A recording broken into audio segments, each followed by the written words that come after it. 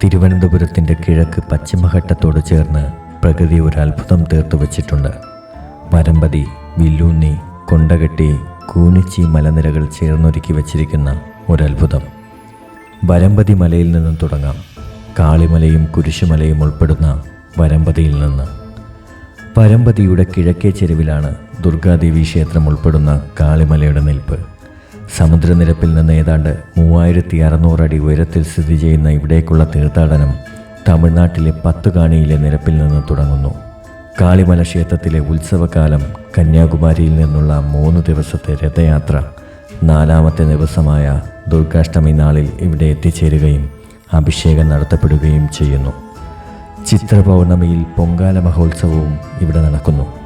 ഇവിടെയുള്ള മലനിരകളുടെ ഏറ്റവും വലിയ പ്രത്യേകത ഓരോ നിലയ്ക്കും കയറാൻ ഒന്നിലധികം വഴികളുണ്ട് എന്നുള്ളതാണ്.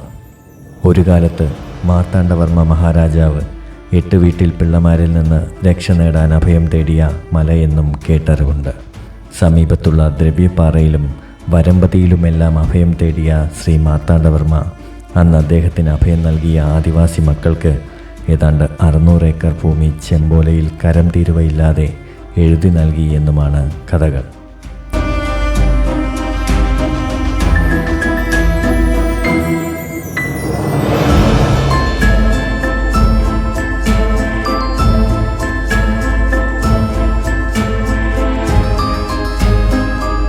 ചിറ്റാറും പേച്ചിപ്പാറയും കോടയാറും നെട്ടയും ആനനിരത്തിയുമെല്ലാം ചുറ്റിനും കാഴ്ചയുടെ പൂരം തീർക്കുമ്പോൾ പത്തുകാണിയിൽ നിന്ന് കയറി വരുന്ന ഓരോ യാത്രികനെയും മലയിറങ്ങുമ്പോൾ തിരിച്ചു വിളിക്കുന്ന എന്തോ ഒരു ശക്തി ഈ മലനിരകളിൽ ഉണ്ട് എന്നത് ഉറപ്പാണ്.